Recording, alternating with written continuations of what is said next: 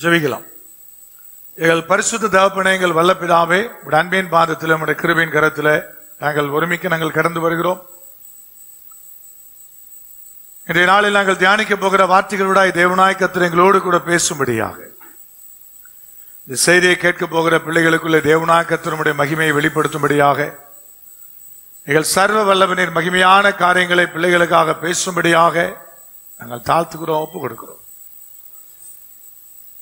அடியனை மறைத்து நீர் உம்முடைய பிள்ளைகளுக்காய் வெளிப்படுவீராக. இயேசு கிறிஸ்துவின் அதிகாரமுள்ள நாமத்தில் ஜெபிக்கிறோம் எங்கள் ஜீவனுள்ள பரிசுத்த பரம தகப்பனே, ஆமென். அல்லேலூயா. 1 கொரிந்தியர் புஸ்தகம் 5ஆம் அதிகாரம் 6 மற்றும் 7ஆம் வசனங்களை வாசிக்கலாம்.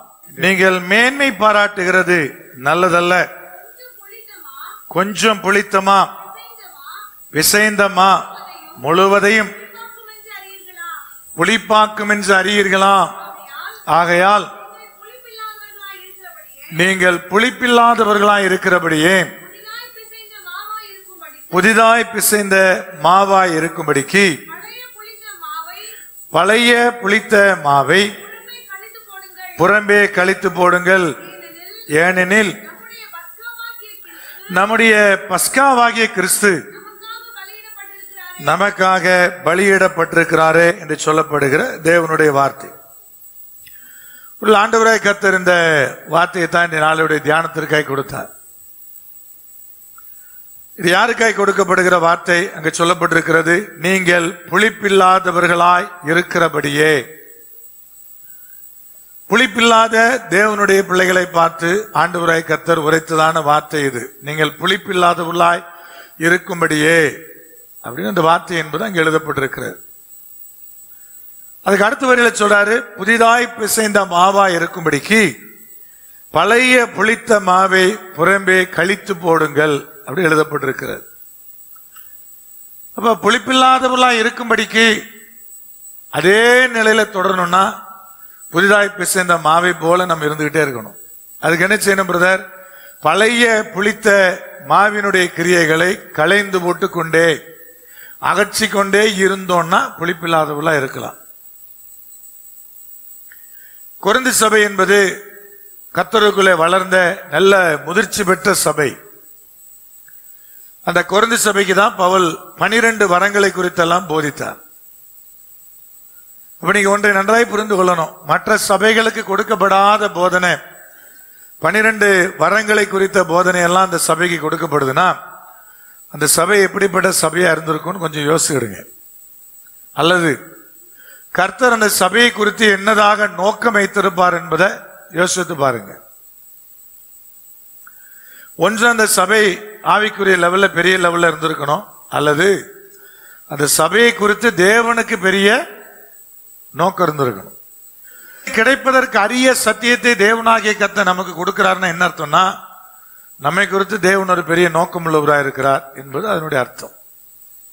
நம்மை குறித்து அநேகரு கிடைக்காத சத்தியம் நமக்கு கிடைக்கிறது அப்படின்னா தேவன் வெளிப்படுத்துகிறார்னு என்ன அர்த்தம்னா, ஒண்ணு நம்ம பெரிய பாக்கியவான்கள், இல்லைன்னா ரொம்ப ஆழமா சிந்திச்சு பார்த்தோம்னா நம்மை குறித்து தேவ நோக்கம் பெரியது. அப்படி கொரிந்து சபை குறித்து கர்த்தருக்கு இருந்த நோக்கம் பெரியது.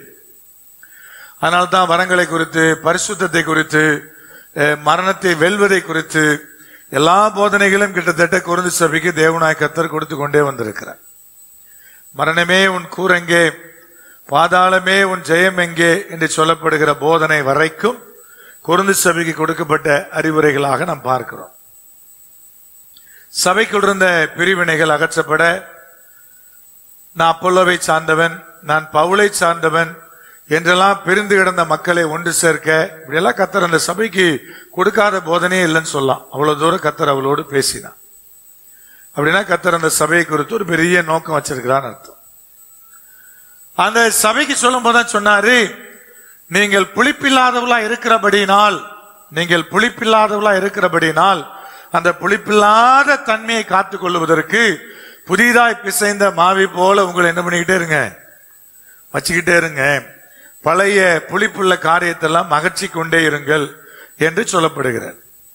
அப்ப இந்த சபைக்கு பேச ஆரம்பிக்கும் போது விபச்சார பாவத்தை குறித்து பேச ஆரம்பிக்கிறார். அந்த காலகட்டங்களில் ஒரு தகப்பனுக்கு பல மனைவிகள் இருப்பார்கள். அதனால தகப்பனுடைய மனைவி அப்படின்னு அவர் என்ன மென்ஷன் பண்றாரோ தெரியாது. ஆனா புற ஜாதிகளுக்குள்ள சொல்லப்படாத பாவ நிறைந்த மக்களாக அவர்கள் இருப்பதை குறித்து அவர் அங்கே குறிப்பிட்டு காண்பிக்கிறார். அப்ப எந்த சபையை குறித்து கர்த்தருக்கு ஒரு பெரிய நோக்கம் இருந்ததோ அதே சபை அஞ்ஞானிகளுக்கும் சொல்லப்படாத பாவத்தை உடையதா இருந்தது. அந்த உபச்சார பாவத்தை குறிப்பிட்டு காண்பித்து தேவனாய் கர்த்தர் பேச ஆரம்பிக்கிறார். பேசும்போது சொல்லுகிறார், பழைய புளித்த மாவை உங்களை விட்டு என்ன பண்ணிக்கிட்டே இருங்க, அதை கழித்து போட்டு கொண்டே இருங்கள், அகற்றி கொண்டே இருங்கள். அப்ப பழைய புளித்த மாவினுடைய தன்மை நமக்குள்ள வராதா பிரதர்? வந்துகிட்டே இருக்கும்னு அர்த்தம். ஏன்னா நம்ம பழசாகிட்டே இருக்கிறோம் இல்லையா? பழசாக நம்முடைய சில பக்கங்கள் புளிச்சுக்கிட்டே இருக்கும்னு அர்த்தம். மாவை தூக்கி நல்லா ஆட்டி நீங்க ஃப்ரிட்ஜில் வச்சாலும் அது என்ன செய்யும்? என்னங்க, நல்லா ஆட்டுங்க, வெளியே வச்சாதான் புளிச்சு போகுது, ஃப்ரிட்ஜுக்குள்ள வச்சா அப்படியே இருக்குமா பிரதர்? அப்படியெல்லாம் இருக்காது. எக்ஸ்ட்ரா 2 நாள் தாங்குமே தவிர புளித்து போவது மாவுடைய தன்மை. நல்லா புரிஞ்சு சொல்லுங்க. இப்ப நம்மளும் எப்படி பிரதர் நல்ல ஆவிக்குரிய வாழ்க்கையில இருந்தோம்னா, கர்த்தருக்குள்ள ஐக்கியப்பட்ட சபை, நல்ல வார்த்தைகள், அப்படிப்பட்ட நிலைகள் இருந்தோம்னா புளிக்கிறதுக்கு 2 நாள் லேட் ஆகுமே தவிர புளித்து போவதுதான் என்னுடைய தன்மையா இருக்கிறது. அதை நீங்க மறந்துடக்கூடாது. இன்னொருத்தன் சீக்கிரம் புளிச்சு போனா பிரதர், அப்ப நம்ம புளிக்கவே மாட்டோமா பிரதர்? இல்ல, புளித்து போவதுதான் மனுஷனுடைய தன்மை. வேணா புளித்து போவதில் 2 நாள் தாமதமா என்ன செய்யும் ஆகும். அப்ப புளிக்க புளித்த மாவை அகற்றிக்கிட்டே இருந்தோம்னா நாம் புதிதாய் பிசைந்த மாவை போல நாம் இருப்போம் அப்படின்னு கர்த்தர் சொல்றார். அதனால புளிப்பில்லாத தன்மையில் இருக்க தேவனாய் கர்த்தர் நம்மை விரும்புகிறார். அவர் சொல்லும் போது சொல்றார், கொஞ்சம் புளித்தமா கூட மொத்தமாவே என்ன செய்கிறது? புளிக்க வைக்கிறது என்கிற ஒரு சத்தியத்தையும் அங்கே சொல்லுகிறார். ஒரே ஒரு மனுஷன் தான் பிறகு கொஞ்சம் வித்தியாசம். அவனை நான் கண்டுக்காமே விட்டுலாம் அப்படின்னு கண்டுக்காமே விட்டாலும் அது என்ன செய்யும்? மற்றதையும் கண்டிப்பாக புளித்து போக பண்ணும். பரிமள தைலம் அது எவ்வளவு வாசனை உள்ளதா இருந்தாலும் ஒரே ஒரு செத்த ஈ அதை என்ன செய்கிறது? நார பண்ணுகிறது. ஒரு நாற்றம் என்பது வந்துருச்சு அப்படின்னா அதுக்கு மேல நீங்க என்ன ரூம் ஸ்ப்ரே அடிச்சாலும், என்னதான் ஸ்ப்ரே அடிச்சாலும் அந்த நாற்றத்தை மறைக்க, நாற்றம் அகற்றப்படாமல் நாற்றத்தை மறைக்க முடியாது. செத்த ஈ, பரிமளத்தை எழுத்து இருக்கிற ஈ, அதே போல வீட்டுக்குள்ள கிடக்கிற செத்த எலி, குளிக்காம நீங்க உடுக்கிற உடுப்பு எல்லாமே அதுக்குள்ள வரும். இப்ப வேர்வை நாத்தத்தை மறைக்கிறதுக்கு சென்ட் அடிச்சலாமா பிரதர்? சென்ட் அடிச்சாலும் பக்கத்தில் இருக்கிறவனுக்கு அப்பப்ப வீசும். எது? வேர்வை நாத்தம் வீசும். அப்போ அந்த உண்மையான நறுமணம் எனக்கு வீசணும்னு என்ன செய்யணும் பிரதர்? முதல்ல நாற்றம் களையப்படணும்.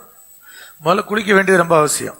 அப்ப முதல்ல நாற்றம் அகற்றப்பட வேண்டியது அவசியம். அதுக்கு பிறகுதான் நீங்கள் பயன்படுத்துகிற நறுமணம் என்பது அது நிச்சயமாக வெளியே நிச்சயம் அது நறுமணமா இருக்கும், இல்லைன்னா அது நாற்றமா தான் இருக்கும். அதனால நாற்றம் அகற்றப்படுவதற்கு மேலே நறுமணம் எடுப்பது, சென்ட் அடிப்பது எப்படியோ அப்படி போலதான் நாற்றம் அகற்றப்படாம என்னதான் மேக்கப் பண்ணாலும் அது நாறிக்கிட்டே இருக்கும்.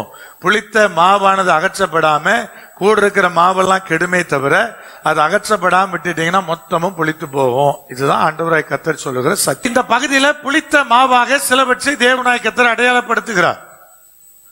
அதுல ஒன்று அவர் 2ஆம் வசனத்துல சொல்றார் பாருங்க. விபச்சார பாவத்தை எழுதிட்டு அதுக்கு பிறகு சொல்றார் 2ஆம் வசனத்துல, இப்படிப்பட்ட காரியம் செய்தவனை நீங்கள் உங்களை விட்டு நீக்காமலும் துக்கப்படாமலும் இருமாப்படைந்திருக்கிறீர்கள். ஒரு பெரிய குற்றச்சாட்டை வைக்கிறார். என்னன்னு கேட்டீங்கன்னா, இப்படிப்பட்ட பாவம் நிறைந்த மனுஷனை உங்களை விட்டு நீக்கல. நல்லா கவனிங்க. நீங்க புளிப்பில்லாத ஒரு மாவாக கர்த்தருக்கு நீங்க இருக்கணும்னா, அதே நிலையில தொடரணும்னா அதுதான் தேவனுடைய விருப்பம். அதுக்கு என்ன செய்யணும் பிரதர்? இந்த புளித்த மாவை போல் இருக்கிற பாவத்தை உடைய மனுஷனை, சபைக்குள்ள இருந்தாலும் சரி, உங்க நட்பு வட்டாரத்தில் இருந்தாலும் சரி, உங்க குடும்பத்துக்குள்ள இருந்தாலும் சரி, சபைக்குள்ள இருந்தாலும் சரி, உங்க நட்பு வட்டாரத்தில் இருந்தாலும் சரி, உங்க குடும்பத்துக்குள்ள இருந்தாலும் சரி, அவனை நீக்காம 3 காரியம் எழுதுறார். 1 நீக்கல, ரெண்டாவது நீக்காம வச்சிருக்கிறதுக்காக துக்கப்படல. அந்த மனுஷனோடு உறவாடுவதில் உங்களுக்கு என்ன வரல? ஒரு மன அழுத்தம் உள்ளுக்குள்ள, நமக்கு ஒரு மன வேதனை. இப்படிப்பட்ட ஒரு ஃப்ரெண்டோடு இருக்கிறோமே, இப்படிப்பட்ட ஒரு மனுஷனோடு நம்ம உறவாடிக்கிட்டு இருக்கிறோமே, இப்படிப்பட்ட மனுஷியோடு என் வாழ்க்கை போகிறதே என்று நீங்க துக்கப்படல. அது ரெண்டாவது கொஸ்டின். கர்த்தர் கேள்வி எழுப்புறார். ஒண்ணு, அவனை நீக்கவும் இல்ல. நீ உண்மையான தேவனுடைய பிள்ளையாய், புளிப்பில்லாதவனா இருந்தனா அவனோடு பயணிக்கும் போது உனக்கு என்ன வரும்? துக்கம் வரணும், ஒரு வேதனை வரணும். ஐயோ இவன் இப்படி இருக்கிறான், இவனோட சேர்ந்து ஊரை சுத்திக்கிட்டு இருக்கிறோமே, இவனோட சேர்ந்து சில காரியங்களை செஞ்சுக்கிட்டு இருக்கிறோமே, இவனோட சேர்ந்து ஸ்கூல்ல காலேஜ்ல கும்மாலம் அடிக்கிறோமே அப்படிங்கிற துக்கம் உங்களுக்கு வரணும். அப்பதான் நீங்க யாருன்னு கேட்டீங்கன்னா புளிப்பில்லாதவர்கள். அந்த துக்கம் வரலன்னா யார் நீங்க? நீங்களும் புளிப்புள்ளவங்க தான். நான் சொல்ல வசனம் சொல்லுது. ஒன்னு நீக்கல, ரெண்டாவது துக்கப்படல, மூன்றாவது இருமாப்படைந்திருக்கிறீர்கள். மூணாவது சொல்ல என்ன கேட்டீங்கன்னா, சிலருக்கு இன்னும் அடுத்த கட்டம் போய் அவனோடு ஃப்ரெண்ட்ஷிப் வைக்கிறதே இவங்களுக்கு பெரிய பெருமை. அவனோடு ஐக்கியம் கொள்றதே இவங்களுக்கு என்னது பெரிய. இது அடுத்த கட்டம். துக்கம் வரலையா? சரிங்க, துக்கம் வரல, அவனோடு போறோம். அதை விட கூடுறமா சிலர் இருக்கிறான், அவனோடு ஐக்கியம் கொள்ளுவது அவனுக்கு பெரிய இருமாப்பு. சிலர் இருக்கிறான், எனக்கு இத்தனை கேர்ள் ஃபிரெண்ட் இருக்கிறா, பாய் ஃபிரெண்ட் இருக்கிறான்னு சொல்றது அவனுக்கு பெருமை. நான் ஃபுல் அடிச்சாலும் ஆடாம இருப்பேன் அப்படிங்கிறது அவனுக்கு இருமாப்பு. நல்லா புரிஞ்சோல. எனக்கு இவ்விதமாய் பலதரப்பட்ட பாவத்தில் இருக்கிற மனுஷர்கள் எல்லாருமே எனக்கு நண்பர்கள் அப்படி சொல்லுவதில் ஒரு பெருமை, இருமாப்பு. மூணும் பயன்படுத்துறார். ஒன்னு நீக்கல, ரெண்டாவது அதை குறிச்சு உனக்கு கொஞ்சம் கூட துக்கம் நினைச்சல வரல, மூணாவது அதுவே உனக்கு ஒரு பெருமையா இருக்கிறது. என்னங்க, பொறுக்கியோடு ஃப்ரெண்ட்ஷிப் வைக்கிறது சிலருக்கு என்னது வசனம் சொல்லுது. உலகத்துல நம்ம பார்த்துக்கிட்டே இருக்கிறோம். ஒரு பொறுக்கியோடு நான் நண்பன் என்று சொல்லுவதில் சிலர் இருமாப்படைகிறார்கள். இது எதுவும் என்னுடைய வார்த்தை அல்ல, இது மூணும் தேவனுடைய வார்த்தை. இப்ப கர்த்தர் என்ன செய்து, ஒரு புளித்த மாவு. பாவத்தில் இருக்கிற மனுஷன் உன் வாழ்க்கையில புளித்த மாவா இருக்கிறான். அவன் நீக்கப்படாம புளிப்பில்லாத உன்னுடைய தன்மையை நீ காக்க முடியாது. அவன் நீக்கப்பட்டாதான் நீ காக்க முடியும். இல்லைன்னா என்ன பிரதர், ஒரு காலத்துல நீயும் புளிச்சு போயிருவ, நீயும் உபயோகம் இல்லாத மாவா நீ மாறிடுவ. இப்ப தேவனாய் கர்த்தர் அழகா தெளிவா சொல்றார். அது கீழே இன்னொரு வார்த்தை சொன்னார். வாசிக்க பாப்போம், 9ஆம் வசனம். விபச்சாரரோட கலந்திருக்க கூடாது என்று நிருபத்தில் உங்களுக்கு எழுதினேன். ஆல்ரெடி எழுதினதான் திரும்ப ரிமைண்ட் பண்றார். எழுதினேன், ஆனாலும்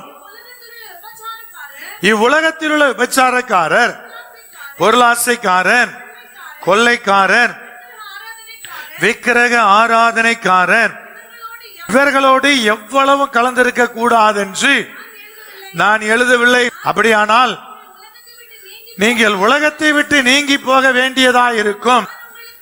நான் உங்களுக்கு எழுதினது என்னவென்றால், சகோதரன் எண்ணப்பட்ட ஒருவன் விபச்சாரக்காரனாயாவது, பொருளாசைக்காரனாயாவது, விக்கிரக ஆராதனைக்காரனாயாவது, உதாசீனாயாவது, வெறியனாவது, கொள்ளைக்காரனாயாவது இருந்தால் அவனோட கலந்திருக்க கூடாது.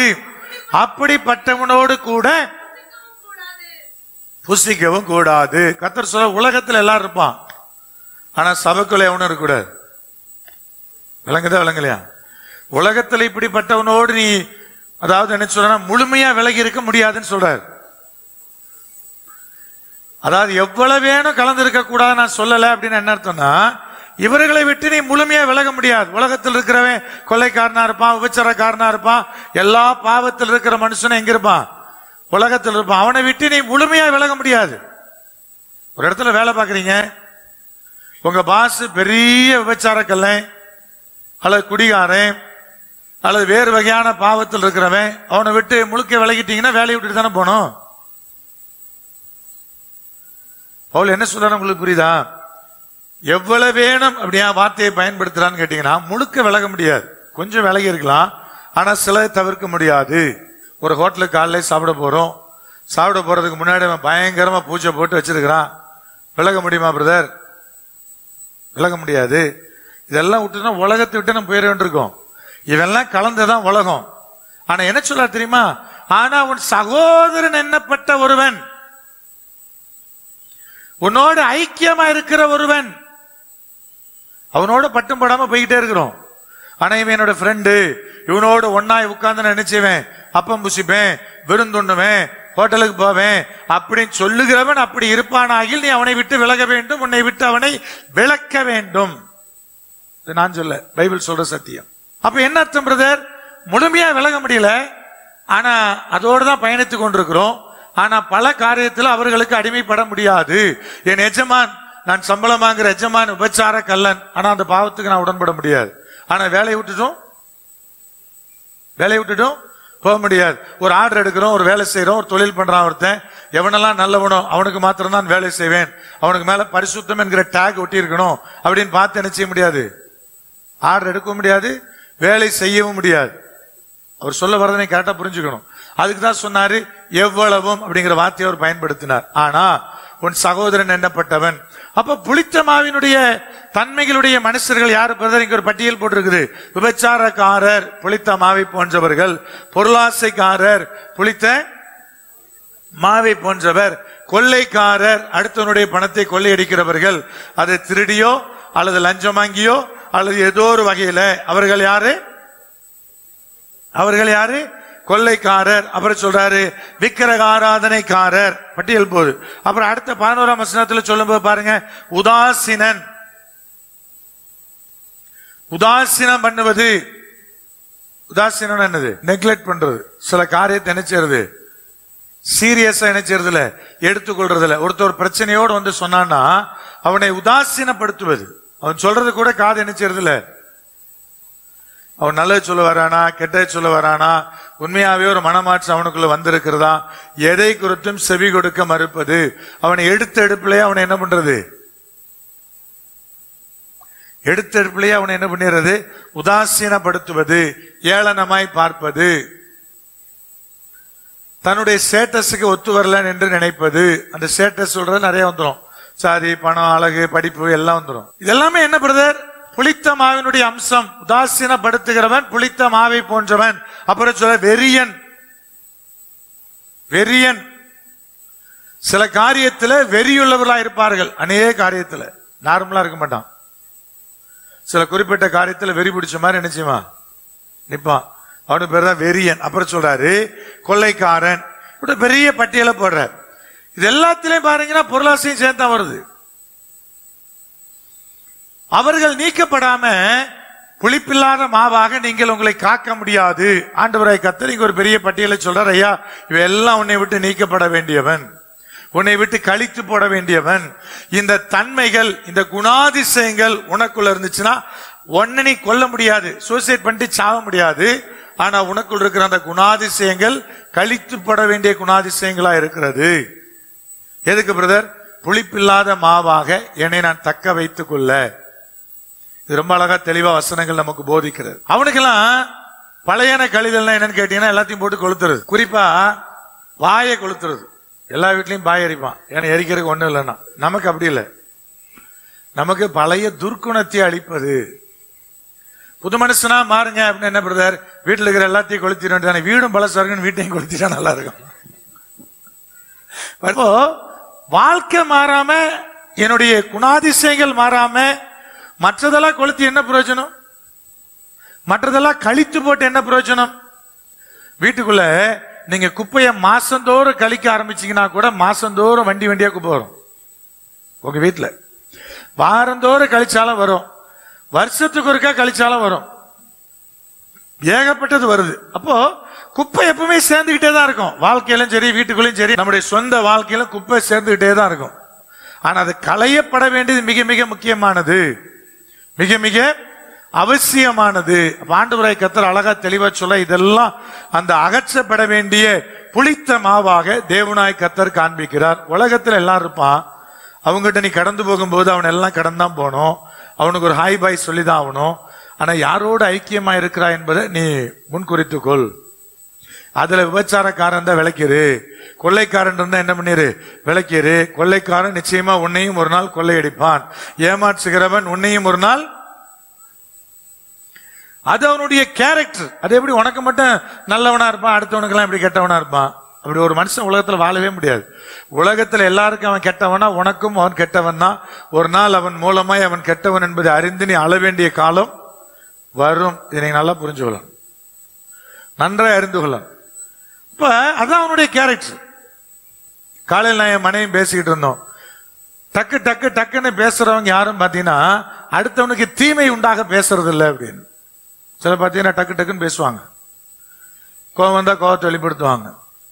ஆனா நான் தீமைன்னு சொல்றேன்னா அடுத்தவனை கெடுக்கிறது எப்படி அப்படின்னு கெடுக்கும் வண்ணமாக பேசுகிறவன் எல்லாருமே பாத்தீங்கன்னா ரொம்ப சாந்த சுரபியா இருப்பான், இப்படி அமைதியா இருப்பான். நீ பாத்தீங்கன்னா ரொம்ப பொறுமைசாலி, ரொம்ப அமைதிங்கிறீங்க பாருங்க, அவன் தான் அடுத்தவனை அழிக்கிறதுனா பக்காவா அவன் தான் செட் ஆவான். அவன்கிட்ட தான் எல்லாரும் ஏமாறுவாங்க. ஒவ்வொரு வருஷமும் பல லட்சம் கேஸ் பதிவாகுது. என்னை ஏமாத்திட்டான், நான் போட்ட பணத்தை எடுத்துட்டு ஓடிட்டான், இந்த மாதிரி சிட் ஃபண்ட் நடத்தினா, இந்த மாதிரி இன்வெஸ்ட்மெண்ட் பிளான் சொன்னான்னு. ஆனா மனுஷன் திருந்திருக்கானா? ஏமாறவன் நின்றுருக்கானா? ஏமாறவன் ஏமாறிட்டே தான் இருக்கிறான். சாதாரணமா நமக்கு ஒரு 150 ரூபா உனக்கு இதுல டிஸ்கவுண்ட் தாரேன், இந்த லிங்கை கிளிக் பண்ணுன்னு சொன்னாலே கிளிக் பண்ணிடுவோம். நமக்கு 1 லட்சம் தேவையில்லை, 150 ரூபா போதும், வெறும் 150 ரூபா போதும். அப்ப ஏன் பிரதர், இதுதான் மனுஷனுடைய இயல்பு. அப்போ ஒருவன் ஒரு காலத்திலும் ஒருவனுக்கு நல்லவனாக இருந்தானா எல்லாருக்கும் நல்லவனா தான் இருப்பான், ஒருவனுக்கு கெட்டவனா இருந்தானா உங்களுக்கும் கண்டிப்பாக தீமை இழைக்கிறவனா தான் இருப்பான். அது சரியானபடி புரிந்து கொள்ளணும். அப்புறம் இன்னும் சில புளித்தம்மாவுடைய கேரக்டர் பின்னாடி வருது பாருங்க. 8ஆம் வசனத்தை வாசிக்கலாம். ஆதலால் பழைய புளித்த மாவோடு அல்ல, துர்க்குணம் பொல்லாப்பு என்னும் புளித்த மாவோடும் அல்ல. அப்ப இங்க 2 காரியம் சொல்றாரு. துர்க்குணம், கரப்டட் ஹேபிட் உள்ள ஜனங்கள் அப்படி வச்சுக்கிடும். துர்க்குணம் என்னது? குணம். குணம் என்னது? குணாதிசயம், ஹேபிட் சொல்லலாம். அதான் அவங்களுடைய ஜீனே அப்படிதான் இருக்கும், துர்க்குணமா தான் இருக்கும். அவனோடு ஐக்கியப்பட்டு ஒரு நாள் நான் என்னை புளிப்பில்லாதவனாக காக்கவே முடியாது. அப்ப தேவனாய் கர்த்தர் சொல்றாரு, துர்க்குணம் உள்ளவன் துர்க்குணம் உள்ளவன் தான்.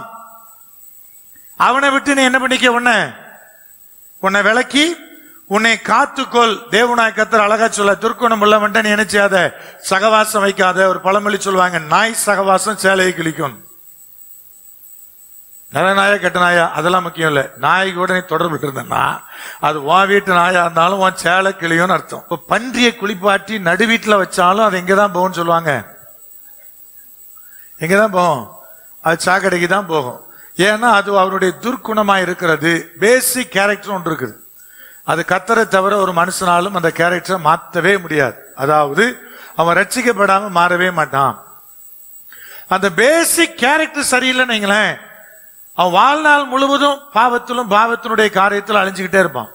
அந்த கேரக்டர் நல்லா இருக்கிறவன் இடையில சில பாவத்துல மாட்டினாலும் வெளியே வந்துடுவான்.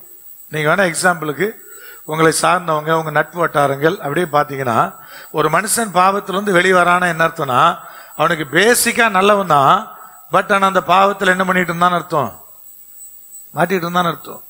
அப்படிப்பட்ட ஆட்கள் போய் பாத்தீங்கன்னா நல்ல குணம் இருக்கும், இறக்க குணம் இருக்கும், உதவுகிற குணம் இருக்கும், ரொம்ப ஜெம்மா இருப்பாங்க.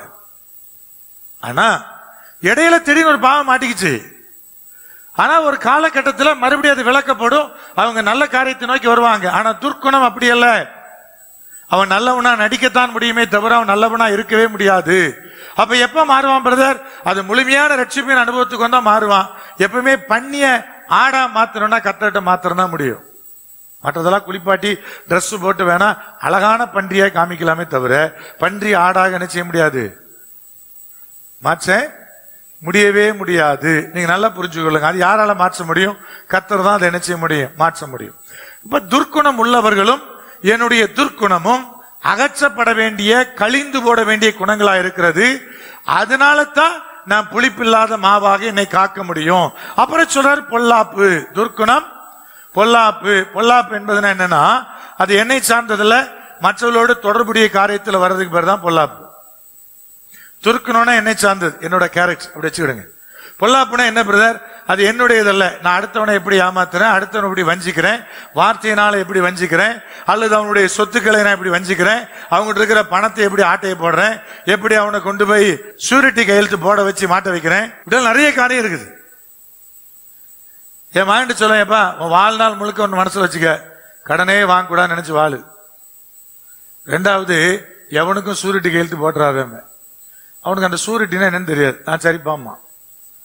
முந்தா நாள் வந்தான். வந்து என் ஃப்ரெண்டோட அம்மா தூத்துக்குடியில் சூரிட்டி கையெழுத்து போட்டு 2 கோடி ரூபா லாஸ் ஆயிட்டாங்களாம் அப்படின்னு வந்து சூரிட்டினா என்னது அப்படின்னு என்ன விளக்கம் கேட்டான். அப்ப இவ்வளவு நாளும் எப்ப யாருக்காகவும் ஜாமீன் கையெழுத்து போடாத அப்படின்னு சொல்றது என்னன்னு புரியல. ஒருத்தன் ஏமாத்தப்பட்டான்னு வந்து அது என்னதுன்னு விவரமா கேட்கறான். இது எல்லாமே நான் பார்த்துட்டு தான் இருக்கிறோம் வாழ்க்கையில.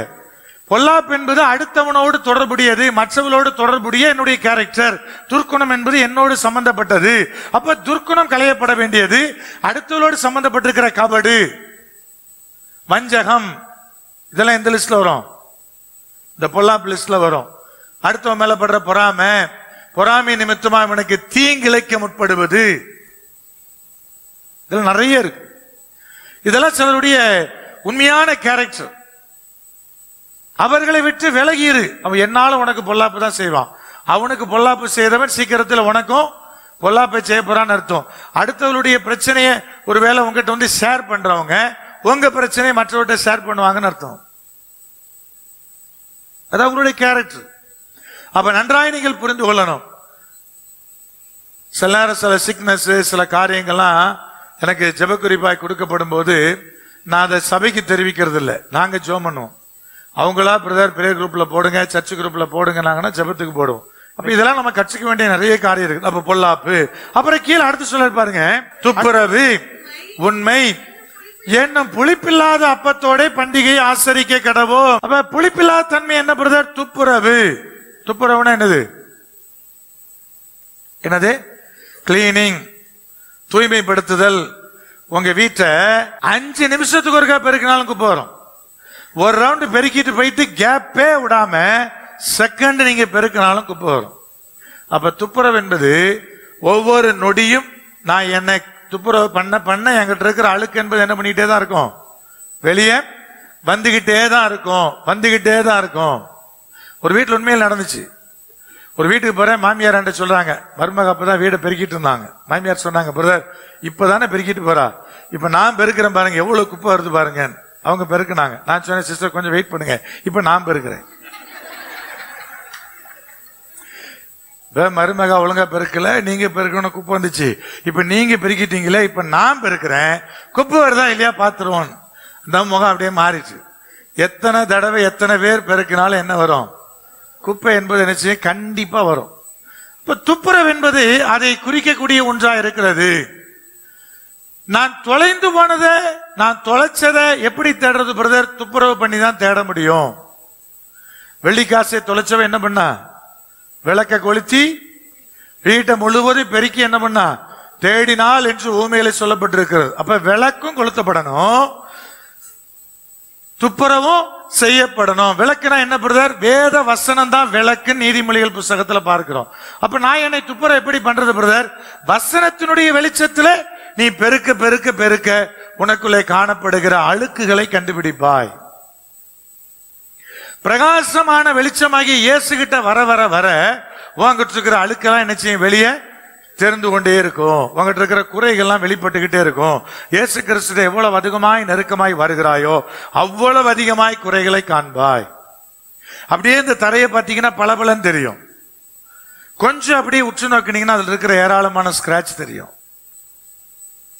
இந்த வெளிச்சத்துல கூட தெரியல பிரதர்.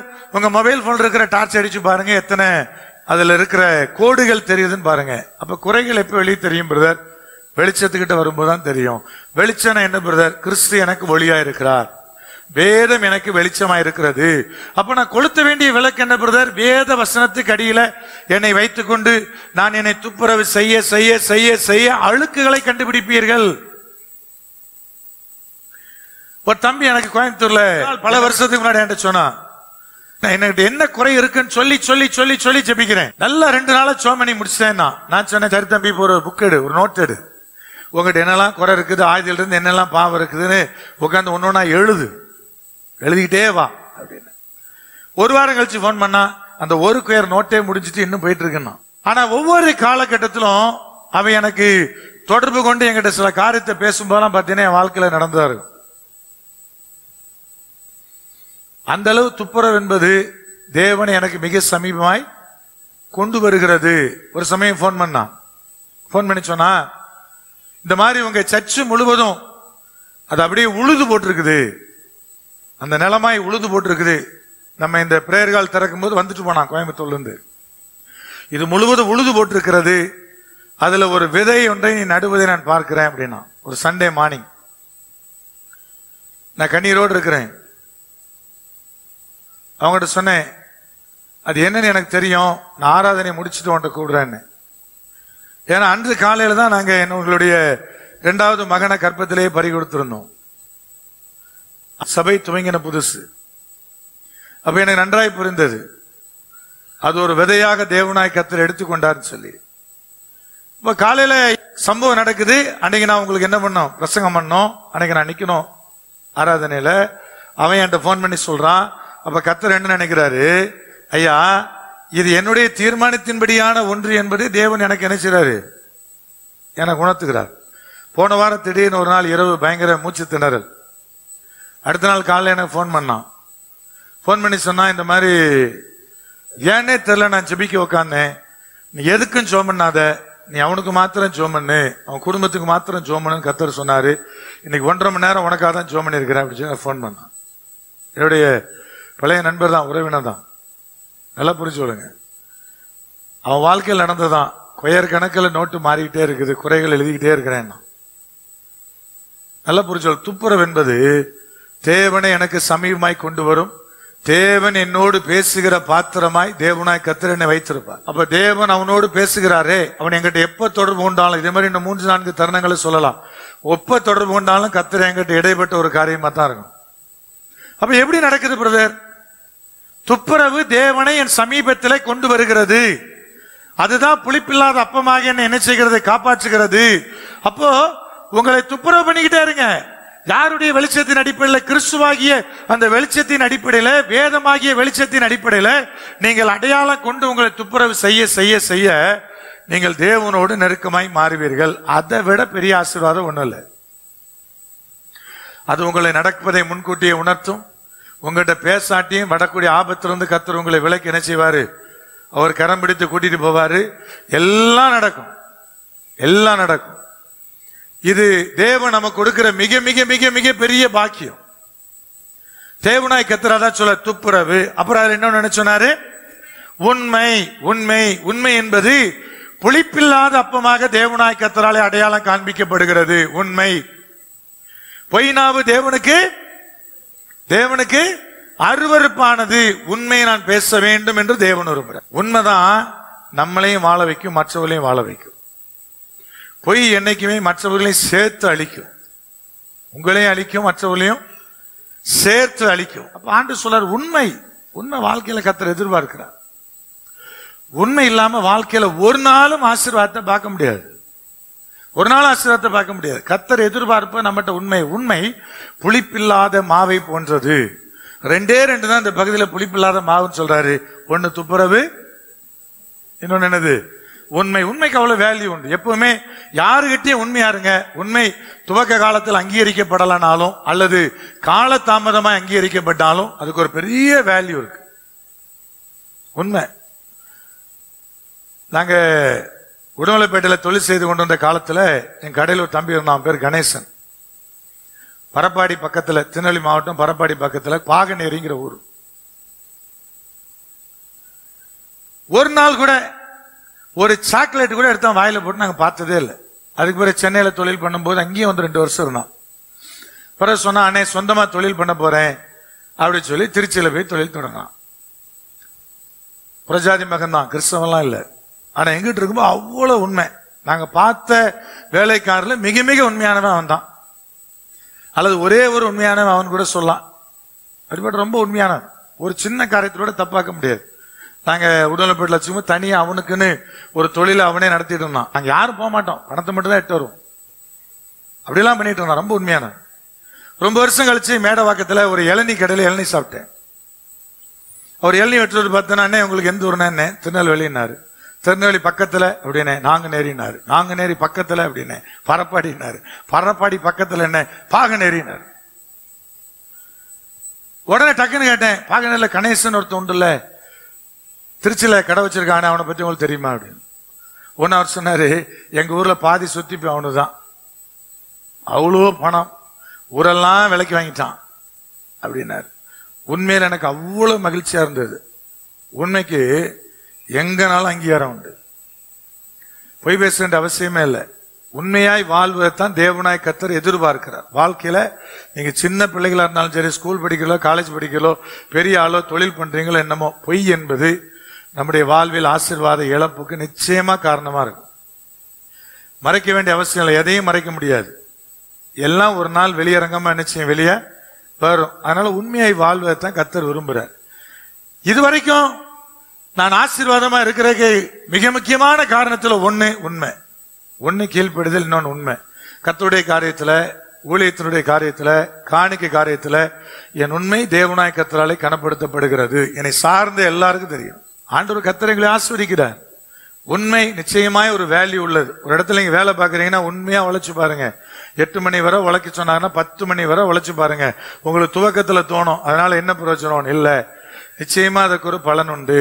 அது அந்த குறிப்பிட்ட ஸ்தாபனத்துல கிடைக்காட்டியும் தேவனிடத்துல இருந்து ரிவார்டு வரும். 1 மைல் கூப்பிட்டா 2 மைல் போங்கன்னு கர்த்தர் சொன்னாரு. சம்பளம் கொடுக்காதவங்க கூடயே 1 மைல் கூப்பிட்டா 2 மைல் நான் போனோம்னா, எனக்கு ஒரு சம்பளம் தராரு, அவருக்கு நான் கூட 1 மைல் போனா ஒன்னும் தப்பு இல்லை இல்லையா?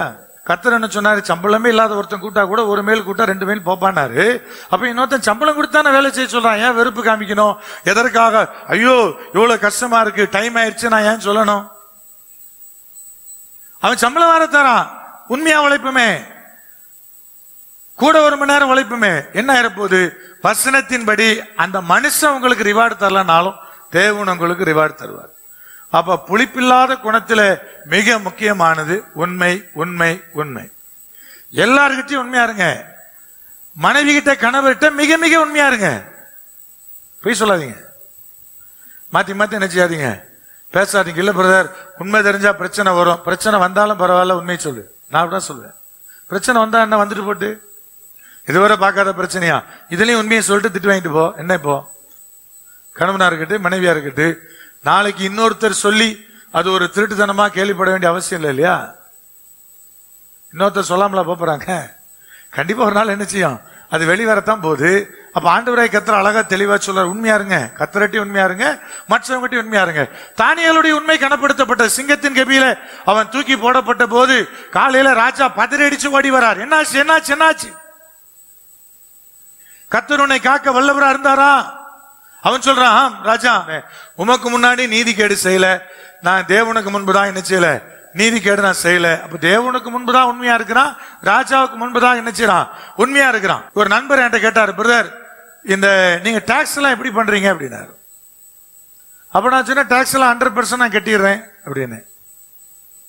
ஒண்ணு கூட நான் ஏமாத்துறது இல்ல, எல்லாமே கட்டிடுறேன். இதெல்லாம் கவர்மெண்ட் நாம்ஸ் இருக்கு, எல்லாத்தையும் கரெக்டா கவர்மெண்ட் நாம்ஸ் படி கட்டிட்டே இருப்பேன். அவர் என்கிட்ட சொன்னாரு, பிரதர் இது கூட உங்க ஆசீர்வாதத்துக்கு ஒரு காரணமா இருக்கும்னாரு. அவர் சொன்னது நான் சொல்றேன். அவர் பேரு ஸ்டான்லி தான். ஏன்னு, என்னது வசனம் இல்லையா, ராயனுடையது ராயனுக்கு கொடுத்துருங்கன்னு சொல்றது வசனம் இல்லையா? அது கூட உங்க பிளெஸிங் ஒரு மாதிரி ஆசீர்வாதமா இருக்கும். உண்மையா இருந்தா எவனும் நம்மள கேள்வி கேட்க முடியாது இல்லையா? யார் என்ன கேட்கறது? ராயா வந்து பாத்துக்க, வந்து நீ என்ன வேணா கணக்குகளுக்கு பாத்துக்க, ஆலயத்தினுடைய காரியமா வந்து பாத்துக்க, எவ்வளவு பணம் வந்துச்சு நோட்டிங் தான் எடுக்கு, திறந்து பாத்துக்க, எவ்வளவு பணம் இருக்கு பாத்துக்க, எல்லாம் வெளிப்படையானது. எப்படி வெளிப்படையா இருக்க முடியும்? உண்மையா இருந்தா வெளிப்படையா இருக்கலாம், உண்மை இல்லைன்னா மறைக்கணும். சிம்பிளா தான். நான் மறைப்பதெல்லாம் அல்லது பொய் சொல்வதெல்லாம் உண்மைக்கு புறம்பா இருக்கிறது. அப்ப இது ஒரு புளிப்பில்லாத அப்பமாக, ஒரு புளிப்பில்லாத ஒரு மாவாக தேவனாய் கர்த்தரால் என்ன செய்யப்படுகிறது, அது அடையாளப்படுத்தப்படுகிறது. இப்ப தீமையானவர்களை, விளக்கப்பட வேண்டிய மக்களை என் வாழ்வை விட்டு விளக்குவதை குறித்து பேசும்போது எப்படி விளக்கணும், எப்படி ஒப்பு கொடுக்கணும் என்பதை குறித்து அதே பவுல் அந்த சபைக்கு அவர் எழுதுகிறார். என்ன சொல்லலாம், வாசிக்கலாம் இப்பொழுது 3, 4, 5 வசனங்கள். நான் சரீரத்தினாலே உங்களுக்கு தூரமா இருந்தும் ஆவியினாலே உங்களோடு கூட இருக்கிறவனாய் இப்படி செய்தவனை குறித்து நான் கூட இருக்கிறது போல நீங்களும் என்னுடைய ஆவியும் நமது கர்த்தராகிய இயேசு கிறிஸ்துவின் அதிகாரத்தோட கூடி வந்திருக்கையில், நான் தூரமா தான் இருக்கிறேன், ஆனா ஆவியில் உங்களோடு கூட இருக்கிறேன் அப்படி பவுல் சொல்லார். என்ன சொல்லாரு? செத்து போயிட்டாரா பிரதர்? இல்ல, அவருடைய சிந்தனை, அவருடைய எண்ணம் எல்லாம் யாரோடு இருக்கிறது? கொரிந்து சபை மக்களோடு இருக்கிறது. அப்ப அவர் சொல்றாரு, நாம் கூடி வருகையில், அதாவது நீங்களும் என்னுடைய ஆவியும் கூடி வருகையில். எப்படி கூடி வந்தோம் பிரதர்? இயேசு கிறிஸ்துவினுடைய அதிகாரத்தினாலே கூடி வந்தோம். இயேசு கிறிஸ்துவினுடைய பவர். சபை கூடி வருதல் என்ன பிரதர்? அவருடைய பிரசன்னத்துல, அவருடைய முன்னிலையில, அவருடைய வல்லமையோடு கூடி வர்றதுக்கு பேர் தான் சபை கூடி வருதல். அவருடைய பிரசன்ஸ் அங்க இருக்கும், அவருடைய பவர் என்னச்சு அங்கே அது காணப்படக்கூடிய ஒன்றா இருக்கிறது. அதான் சபை கூடி வருதல். சபை கூடி வருதல் என்ன பிரதர்? ஏதோ வந்தோம், 2 பாட்டை பாடின போனோம்ல? இல்ல, அங்க ஆண்டவராக இயேசு கிறிஸ்து இருக்கிறாரு. தெளிக்கப்பட்ட ரத்தத்துக்கு முன்பாக நிற்கிறோம், கிருபாசன பெட்டிக்கு முன்பதாக நிற்கிறோம். அங்க இயேசு கிறிஸ்துவின் வல்லமையினாலே கூட்டி சேர்க்கப்பட்டிருக்கிறோம். எப்படி அந்த பள்ளத்தாக்கில எலும்பு சிதறி கிடந்ததோ அப்படி போல கிடக்கிற நாம் வாரம் முழுவதும் அப்படிதான் கிடக்கிறோம். என்னங்க, வாரம் முழுவதும் நமக்குள்ள என்ன பெரிய ஐக்கியம் இருக்கு போது? உங்களை 1-2 பேர் ஐக்கியமா இருப்பீங்க, 1-2 பேர் என்கிட்ட ஐக்கியமா இருப்பீங்க, மீதெல்லாம் சிதறி அவன் வேலையை பார்க்கிறோம். ஞாயிற்றுக்கிழமைக்கு அந்த எலும்புகள்லாம் தேவனுடைய வல்லமையினால எந்திரிச்சு என்ன செய்யப்படுகிறது? ஒன்று சேர்க்கப்படுகிறது. அப்ப அதுல கிறிஸ்துவனுடைய பவர், அந்த வல்லமை, அந்த அதிகாரம் என்பது மிக மிக முக்கியமானது. பிரதர், இந்த சபையினுடைய கூடி வருதல்ல, என்னை புளிப்பில்லாமல் காப்பதில்லை. அவர் சொல்ல, இப்ப நீங்க எல்லாம் கூடி வந்திருக்கிறீங்க, என் ஆவியும் உங்களோடு இருக்கிறது. இப்ப கிறிஸ்துவின் வல்லமையிலான கூடி வந்திருக்கிற போது என்ன செய்யணுமா பாருங்க, வாசிக்கலாம் அடுத்தது. அப்படிப்பட்ட அந்த விபச்சார கள்ளனுடைய ஆவி கர்த்தராகிய இயேசு கிறிஸ்துவின் நாளிலே ரட்சிக்கப்படும்படி மாம்சத்தினுடைய அழிவுக்காக நம்முடைய கர்த்தராகிய இயேசு கிறிஸ்துவின் நாமத்தினாலே அவனை சாத்தானுக்கு ஒப்பு கொடுக்க வேண்டும் என்று தீர்ப்பு செய்கிறேன். அப்படிப்பட்டவனுடைய மாம்சத்துல அழிவு வராம அவன் ஆவி ரட்சிக்கப்படாது. மாம்சத்துல அழிவு வராம அப்படின்னு என்ன அர்த்தம் பிரதர்? சரீரம் மாத்திரம் இல்ல, இந்த உலக பிரகாரமா பூமிக்குரிய காரியமா செருப்படி வாங்காம, சில காரியத்துல அழிவுகளை சந்திக்காம, இழப்புகளை சந்திக்காம ஒரு மனுஷனுடைய ஆவி என்ன செய்யாது? ரட்சிக்கப்படாது. இப்ப என்ன சொல்றாரு? அவனை நீக்கி பேசாம சாத்தானுக்கு ஒப்பு கொடுத்துருன்ற. நான் எப்பவும் சொல்லுவேன், இளையகுமாரனுக்கு பசி வந்து அந்த தவுட்ட திங்கணுங்கிற எண்ணம் வந்து அதுக்கு கூட வழி இல்லாத போதுதான் ரட்சிப்பு வந்துச்சு. சில நேரத்தில் உலகத்தில் சில மனுஷனுக்கு அப்படிப்பட்ட நிலை வந்தாதான் ரட்சிக்கப்படுவான். ஏன், உங்க பிள்ளையா கூட அது இருக்கலாம். அப்போ தவிடு திங்க கூட வாய்ப்பு இல்லைங்கிற நிலை வரணும். அப்படி ஒப்பு கொடுத்தா என்ன வரும்? ரட்சிப்பு வரும். நம்ம தான் ஒப்பு கொடுக்க விட மாட்டோம் இல்லையா? நம்ம தான் ஃபீட் பண்ணிட்டே இருப்போம். ஐயோ பாவம், ஐயோ பாவம். யாருக்கு பிரதர்? பாவியான எல்லாருக்கும் ஃபீட் பண்ணிட்டே இருப்போம். ஐயோ என் தம்பி பாவம், எங்க அண்ணன் பாவம், எங்க அக்கா பாவம், ஐயோ கொஞ்சம் சாப்பிடியா. பெரும்பாலான பிள்ளைங்க ரட்சிக்கப்படாம இருக்கிற காரணம் உங்க தாய்மார் தான். கொஞ்சம் சாப்பிட்டு ஆண்டு என்ன சொல்றாரு? தவிடு கூட திங்க வழி இல்லைன்னா தான் ரட்சிப்பு வரும். அதனால என்ன செய்ய வேண்டியிருக்கு? இப்படிப்பட்டவனை சாத்தானின் வசமாய் ஒப்புவிக்க வேண்டியது இருக்கிறது. நான் தீர்ப்பு செய்கிறேன் எழுதுறாரு, நான் ஜட்ஜ்மெண்ட் கொடுக்கிறேன்றாரு. அவனை பேசாம ஒப்பு கொடுத்துரு, என்ன நடக்கணுமோ நடக்கட்டு, அவன் மாம்சம் அழியட்டும். அது அழிவு எப்படி வரும் பிரதர்? பாடுகள் உபத்திரவத்தின் வழியாகத்தான் வரும். எனக்கு பாடு வரலன்னா நான் ஒரு தொழிலதிபரா இருந்திருப்பேன். பாடு வந்ததுனால இன்னைக்கு நான் ஊழியக்காரன். அழிவு வந்ததுனால இன்னைக்கு நான் தேவனுடைய பிள்ளை. அழிவு வந்ததுனால இன்னைக்கு என் மூலமா 140க்கு மேற்பட்ட சபைகள் உருவாயிருக்கு. அழிவின்னு ஒண்ணு வரலன்னா ஏதோ ஒரு தொழிலை பண்ணிட்டு நம்ம வேலையை பார்த்துட்டு இருந்திருப்போம், கர்த்தருக்குள் இருந்திருப்போம், தெரியாது. அப்ப சில வேலை ரட்சிப்புக்கு தாவீது உட்பட உலகத்தில் இருக்கிற யாரா இருக்கட்டும், ரட்சிப்புக்கு சில வகையான அழிவுகள் மனுஷனுக்கு அவசியமா இருக்கிறது. அப்ப என்ன செய்யணும் பிரதர்? அவனை சாத்தானுக்கு ஒப்பு கொடுத்துரு அப்படின்னு பவுல் எழுதினார். எதுக்கு பிரதர்? அவன் ஆவி ரட்சிக்கப்பட்டா போதும். அவன் ஆவி கிறிஸ்துவின் வருகையில் ரட்சிக்கப்படணும்னா இன்னைக்கு அவன் மாம்சத்தில் அவனுக்கு என்ன வரணும்? அழிவு வரணும். அழிவு வராம ரட்சிப்பு வராது. அப்ப என்ன செய்யட்டும் பிரதர், நீ பிடிச்சு இழுக்காத, பேசாம ஆண்டவர் மேல பாரத்தை கொடுத்து ஒப்பு கொடுத்துரு. என்ன வரும் பிரதர்? ரட்சிப்பு என்ற ஒன்று அங்கு கண்டிப்பாய் கடந்து வரும். இது வசனம் நமக்கு சொல்லுகிற மிக முக்கியமா இருக்கிறது. அதனாலதான் கர்த்தர் சொன்னார், கை இல்லாதவனா இருந்தாலும் பரவாயில்ல, நீ பரலோகத்துக்கு வா. கால் இல்லாம இருந்தாலும் பரவாயில்ல, நீ எங்க வரணும்? பரலோகத்துக்கு வரணும். அப்போ இந்த உலகம் நிரந்தரம் இல்லாது, நிரந்தரமா இருக்கு தேவனோடு இருப்பது. இங்க கை போனாலும் பரவாயில்ல, கால் போனாலும் பரவாயில்ல, நம்ம கவலைப்படுறோமோ இல்லையோ, கர்த்தர் கவலைப்படுறது இல்லை. நீ என் பிள்ளையா இருக்கிறியா போதும், நீ வந்து எங்க இருக்க போற? அங்கதான் இருக்க போற. அப்போ ஒப்பு கொடுப்பது மிக மிக மிக மிக அவசியமான ஒன்று இந்த சத்தியத்தின்படி. தேவனுடைய அதிகாரம் என்ன, சாத்தானுடைய அதிகாரம் என்ன உங்களுக்கு நல்லாவே தெரியும். அது ரெண்டையும் காமிச்சு முடிச்சாதான் ஒருவேளை இந்த பிரசங்கம் என்பது முழுமையடையும் நான் நினைக்கிறேன். சாத்தானுக்கு வல்லம் இருக்கா பிரதர்? சாத்தானுக்கு அதிகாரம் இருக்குதா? இருக்குது. எப்படிப்பட்ட சில காரியம்? ஒரு 3 வசனங்களை வாசிக்க போறோம். யோவான் 14:30. இனி நான் உங்களுடைய அதிகமாய் பேசுவதில்லை, இந்த உலகத்தின் அதிபதி வருகிறான், அவனுக்கு என்னிடத்துல ஒன்றும் இல்லை. சொல்ல வேண்டியதெல்லாம் சொல்லியாச்சு.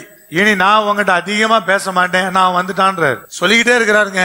அவர் சொல்லும் போதெல்லாம் கேட்கல, சொல்லும் போதெல்லாம் கேட்கல. கடைசியில சாத்தானுக்கு தேவனே சில நேரத்துல சில காரியங்கள் ஒப்பு கொடுக்கும் போது, நான் வந்துட்டான், நான் போறேன் பார், ஒப்பு கொடுத்துட்டேன், இனி செய்ய வேண்டியது அவன் செய்வான் பார். பொல்லாங்கினால் தேவன் சோதிப்பதில்லை, ஆனா சோதிப்பதற்கு பிசாசு கிட்ட ஒப்பு கொடுத்துட்டாருன்னா பிசாசானவன் பொல்லாங்கினால்தான் சோதிப்பான். டிஃபரன்ஸ் புரியுதா? பொல்லாங்கினால் தேவன் ஒரு காலம் நம்மை சோதிப்பதில்லை, ரைட், ஓகே, அவர் சோதிக்கிறது இல்லை. ஆனா சோதிக்கப்படுவதற்கு பிசாசின் கையில ஒப்பு கொடுத்துட்டாருன்னா அப்புறம் அவன் முழுக்க எதால்தான் சோதிப்பான்? பொல்லாங்கினால் தான் நம்மை சோதிக்கிறவனா இருப்பான். எபேசியர் 2:2. அவைகளிலே நீங்கள் முற்காலத்திலே இவ்வுலக வழக்கத்திற்கு ஏற்றபடியாகவும் கீழ்ப்படியாமின் பிள்ளைகளிடத்திலே இப்பொழுது கிரியை செய்கிற ஆகாயத்து அதிகார பிரபுவாகிய ஆவிக்கேற்றபடியாகவும் நடந்தீர்கள். அப்ப நல்லா கவனிங்க, என் ஆவிக்கேற்றபடி நடக்கல, எனக்கு கீழ்ப்படியல அப்படின்னு என்ன அர்த்தம்? உன் இஷ்டத்துக்கு நடந்தேன்னு அர்த்தம் இல்ல. நீ ஆகாயத்து பிரபுவனுடைய ஆவிக்கு இஷ்டமா என்ன செய்கிற?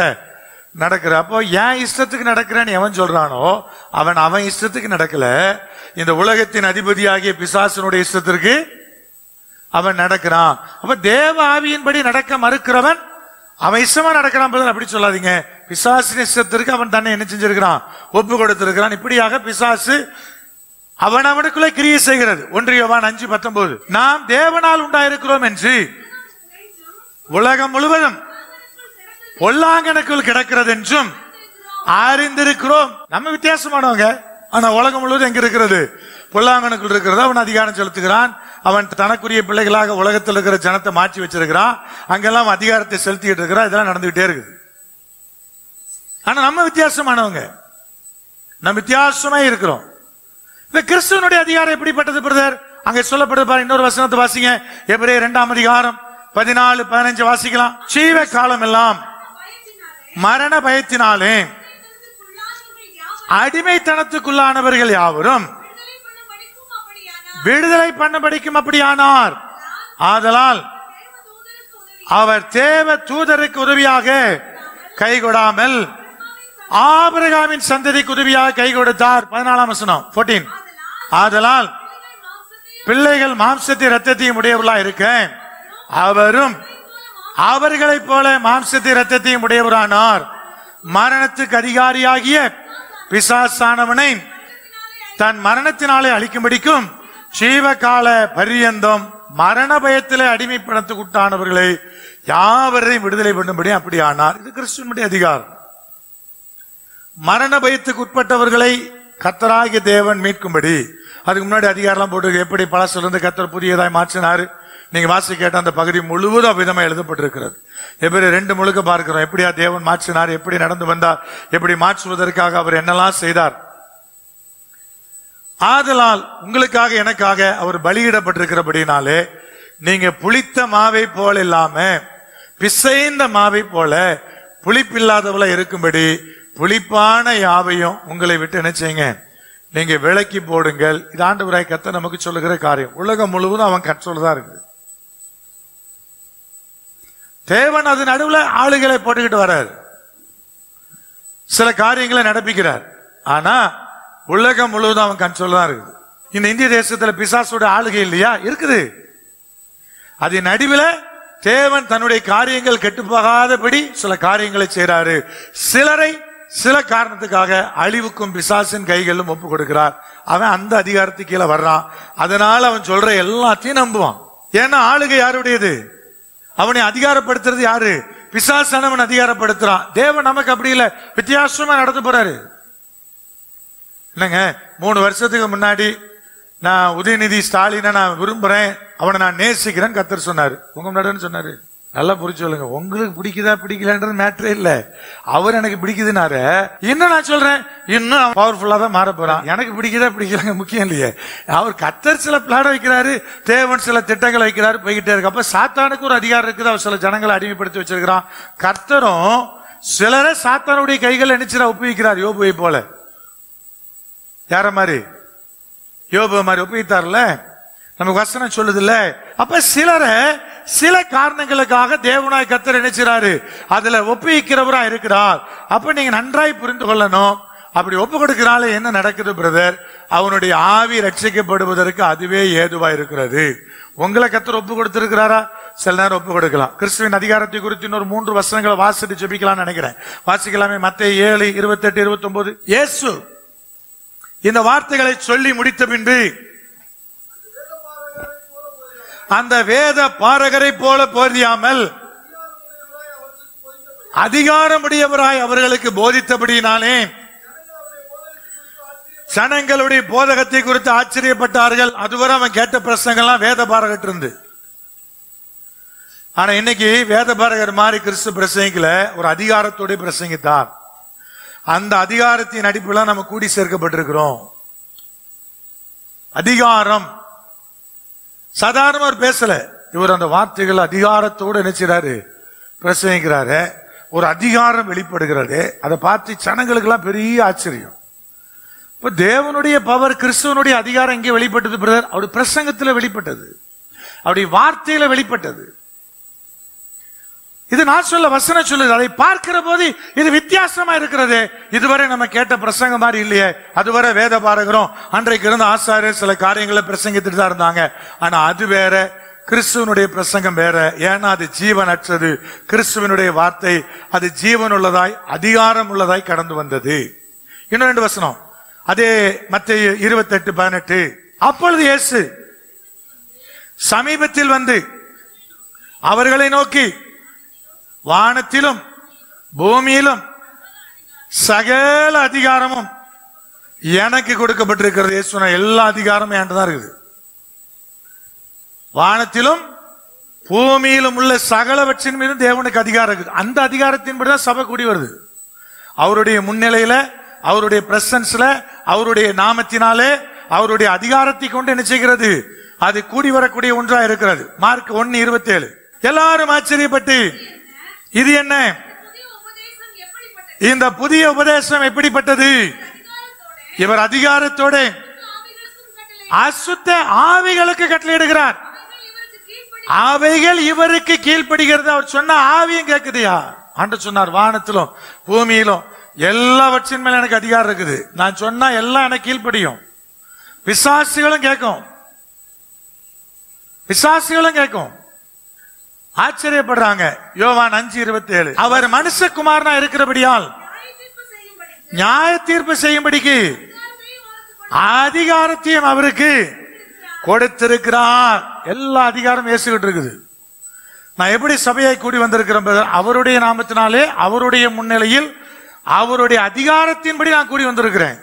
கூடி வந்திருக்கிற நம்மகிட்ட தான் தேவனாய கர்த்தர் சொல்றாரு, அந்த அதிகாரத்தை கொண்டு தீர்ப்பு செஞ்சு சொல்றாரு, உலகத்துல பாவி இருக்கலாம், உலகத்துல அசுத்தம் இருக்கலாம், உலகத்துல புளித்த மாவை போன்று இருக்கிறவன் இருக்கலாம்.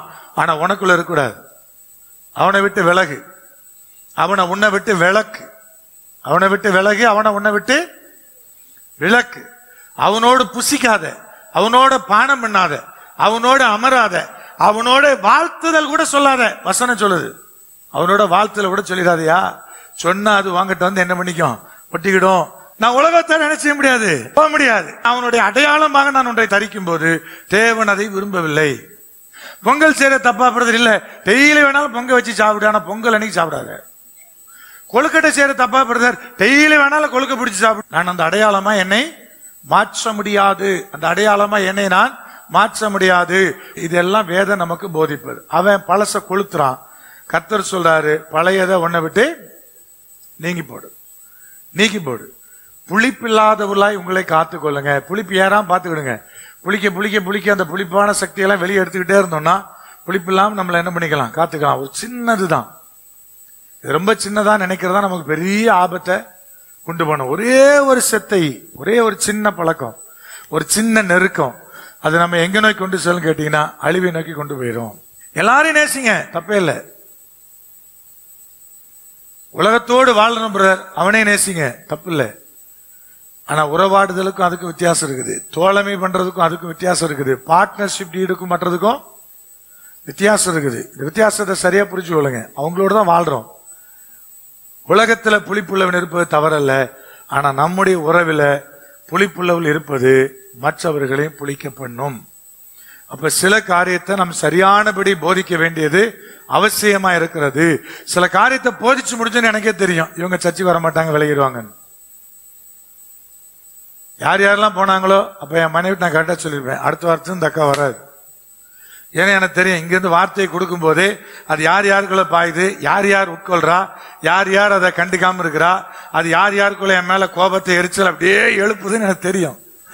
அவங்கள பார்த்துட்டு தானே பண்றோம். அதனால கரெக்டா தெரியும், ஆஹா ஏறிட்டு இருக்குது ஸ்பீடு. அக்கா அடுத்த வாரத்துல நினைச்ச மாட்டாங்க, இந்த பக்கத்திலே ஆள் வராது, கரெக்டா இருக்கும். இப்ப கத்த நம்மகிட்ட பேசுறதுக்கு பிரதர் என்ன, நான் முழுமையா மாத்துறதுக்கு. உண்மையை பத்தி பேசுறார், நான் உண்மையா இருக்கிறேன், அதுக்கு நடுவில் எங்கேயாவது குறை இருக்கான்னு தேட வைக்கிறாரு. ஓ சரி, இந்த ஒரு காரியத்தை கரெக்ட் பண்ணிட்டோம்னா இன்னும் நமக்கு என்ன இருக்கும், சரியா இருக்கும். துப்புரவை பத்தி பேசுறார், துப்புரவு என்ன பிரதர், நான் பெருக்க பெருக்க பெருக்க பெருக்க எனக்குள்ள அப்படியே வந்துகிட்டே இருக்குது. தொலைஞ்சதை தேட தேட தொலைச்ச இடத்துல இருந்து அது எனக்கு கிடைக்குது. இழந்தது என்னெல்லாம் இழந்திருக்கும் போது நிறைய இழக்கிறோமே, அப்பப்ப இழக்கிறோம். ஆவிக்குரிய வாழ்க்கை இழக்கிறோம், ஜெபத்தை இழக்கிறோம், விசுவாசத்தை இழக்கிறோம், விசுவாசத்துல குறைபாடு உண்டாகுது. வேத வாசிப்பு என்ன செய்யறோம், இழக்கிறோம். ஏன் பிரதர், வீட்டில் நடக்கிற பிரச்சனை, குடும்பத்தில் நடக்கிற பிரச்சனை நம்மை சோர்வுற வைக்கிறது. ஒரே நாள் மாதிரி இன்னொரு நாள் என்ன செய்ய முடியல, செபிக்க முடியல. உங்களுக்கு அதான் எனக்கு அதான். நான் 365 days ஒரே மாதிரி செபிச்சு ஒரே விசுவாசத்தோடு இருக்கிறானா இல்லையே. எனக்கும் ஏற்றத்தாழ்வு வருது, எனக்கும் ஜெபத்தில் ஏற்றத்தாழ்வு வருது, உங்களுக்கும் வருது. ஆனா சரிப்படுத்தும்படி அழைக்கப்படுகிறோம், சரிப்படுத்தப்படும்படி அழைக்கப்படுகிறோம். அது நம்மை புளிப்பில்லாமல் காக்கிறது. புளிப்பில்லாத வாழ்க்கை தேவனிடத்திலிருந்து எனக்கு ஒரு முழுமையான ஆசீர்வாதத்தை எனக்கு கொண்டு வருகிறது. கண்களை மூடலாம், ஜெபிக்கலாம். கர்த்தருக்கு நேராக நம்முடைய இருதயங்களை திறந்து தேவ சமூகத்தில் அர்ப்பணம் பண்ணுவோம். நீங்கள் புளிப்பில்லாதவர்களாய் இருக்கிறபடினால் புளித்த மாவாகிய சகலவற்றையும் உங்களை விட்டு விளக்குங்க.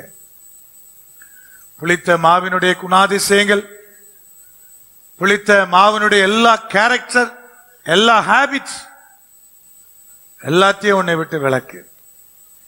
இந்த புளித்த மாவுடைய தன்மையுடையவர்களை உன் நட்பு வட்டாரத்திலிருந்து, உன் சகல காரியத்திலிருந்து விலக்கி போடு. அது நீக்கப்பட வேண்டியது அவசியமா இருக்கிறது. ஒருவேளை நீ புளிப்பில்லாதவனா இருந்தனா அவளோடு பயணிக்கும் போது உனக்கு ஒரு துக்க முகம் ஏற்படணும், பொருந்தலை என்கிற எண்ணம் வரணும், எனக்குள்ள ஏதோ ஒன்று வாதிக்கிறது என்கிற உணர்வானது உங்களுக்குள்ள வரணும். இந்த தேவனாகிய கர்த்தர் உங்களிடத்தில் எதிர்பார்க்கிறார். மாறாக தீயவருடைய நட்பு உங்களுக்கு இருமாப்பை தரக்க கூடாது. அதுல ஒரு பெருமை கொள்ள வேண்டிய அவசியம் இல்லை. நான் இப்படிப்பட்டவன் இப்படிப்பட்டவள் என்று தீமையான காரியத்தை குறித்து பெருமை பாராட்டுவதை இங்கே ஆண்டவராகிய கர்த்தர் குறிப்பிட்டு காண்பிக்கிறார். அதை குறித்து இருமாப்படையாத, அதை குறித்து இருமாப்படையாத. இன்னைக்கு தேவனுடைய சமூகத்தில் சொல்லும், ஆண்டவரே என்னுடைய நட்பு வட்டாரத்தில், என்னுடைய நெருங்கிய உறவின் அடிப்படையில் நான் நேசிக்கிற நபருக்குள் இருக்கிற இப்படிப்பட்டதான புளிப்பேறி போயிருக்கிற சகலவற்றை நீக்குவதற்கான பலனை எனக்கு தார். நான் அவளோடு உண்ணவும் புசிக்கவுமா இருக்கத்தக்கதான் நிலை எனக்கு வேண்டாம் ஆண்டவரே. ஒரு நாளிலே அவர்கள் நிமித்தமா நான் கரப்பட வேண்டாம், அவர்கள் நிமித்தமாய் புளிப்பேறினவனாய் நான் மாறிப்பாக வேண்டாம். நான் புதிதாய் பிசைந்த மாவை போல் இருக்கேன்னு நான் ஒப்பு கொடுக்கிறேன். என்னை அவ்விதமாய் வணையும் சொல்லி தேவனிடத்துல கேளுங்க. பொருளாச, விக்கிரக ஆராதனைக்காரன், கொள்ளக்காரன், உதாசீனன், வெறியன், சுபாவமாய் இராதபடி எந்தெந்த காரியத்தில் வெறி கொள்ளானோ அவன் வெறியனா இருக்கிறான். சில வகையான உணவு வெறி கொள்ள வைக்கிறதா, அவனும் வெறியன் தான். நார்மலா எல்லாவற்றிலும் ஒரு இயற்கையான சுபாவத்தோடு நான் வாழும்படி தேவன் விரும்புகிறார். அது கிறிஸ்துவின் சாயலா இருப்பதை கர்த்தர் விரும்புகிறார். இன்னைக்கு இந்த அருமையான நாள் ஒப்புக்கொடு ஆண்டவரே, என்னை துப்புரவு பண்ணவும் உண்மையோடு காக்கவும், இந்த 2 புளிப்பில்லாத தன்மைகளை எனக்குள்ளே உருவாக்கவும் தகப்பனே, வேதத்தின் வெளிச்சத்திலே உம்முடைய ஒளியிலே நான் என்னை துப்புரவு பண்ணவும் எனக்கு பலன் தாரும். இதயத்தை திறந்து கேளுங்க. அந்த துப்புரவு உங்களுக்குள்ள வரட்டும். அந்த விளக்கின் வெளிச்சத்துல கூட்டி பெருக்குங்க. எதெல்லாம் தொலைச்சிங்களோ அதெல்லாம் தேடுங்க. செப வாழ்க்கையை தேடுங்க. வேத வாசிப்பை தேடுங்க. கர்த்தரோடு இன்னும் நெருக்கமா இருந்த அந்த விசுவாசத்தை தேடுங்க. ஆண்டவரே, தேடி பார்க்கிறப்பா, என்கிட்ட இதுல ஒன்றில குறை இருக்கு நீங்க நினைச்சீங்கன்னா அதை இன்னைக்கு தேவனுக்கு முன்பதான் அர்ப்பணம் பண்ணுங்க. கர்த்தர் என்ன சொன்னாரோ எல்லாத்தையும் நான் உங்களுக்கு சொல்லிட்டேன். இனி அர்ப்பணிப்பது உங்களுடைய கரங்கள் இருக்கிறது. ஆசீர்வாதமாய் மாறிக்கொள்வது, உங்கள் வாழ்வை மாற்றிக்கொள்வது உங்களுடைய கரத்தில் இருக்கிறது. எங்கள் பரிசுத்த தகப்பனே, எங்கள் வல்ல பிதாவே, இந்த கிருபை எங்கள் பிள்ளைகளுக்கு தாரும். புதிதாய் பிசைந்த மாவை போல வாழ கிருபை செய்யும். இந்த பேலனை கத்தனை பரத்திலிருந்து ஊற்றித்தார். இந்த வார்த்தைகளை கேட்டிருக்கிற ஒவ்வொரு பிள்ளைகளுக்குள்ளும் இந்த ஆசீர்வாதம் கடந்து வரட்டும். இயேசு கிறிஸ்துவின் அதிகாரம் உள்ள நாமத்தில் ஜெபிக்கிறோம் எங்கள் ஜீவனுள்ள பரிசுத்த பரம தகப்பனே. கர்த்தராகிய இயேசு கிறிஸ்துவினுடைய கிருபை, பிதாவாகிய தேவனுடைய அன்பு, பரிசுத்த ஆவியானுடைய ஐக்கியம் இப்பொழுது சதா காலமும் அனைவரோடு கூட நித்தியமாய் நிலைத்திருப்பதாக.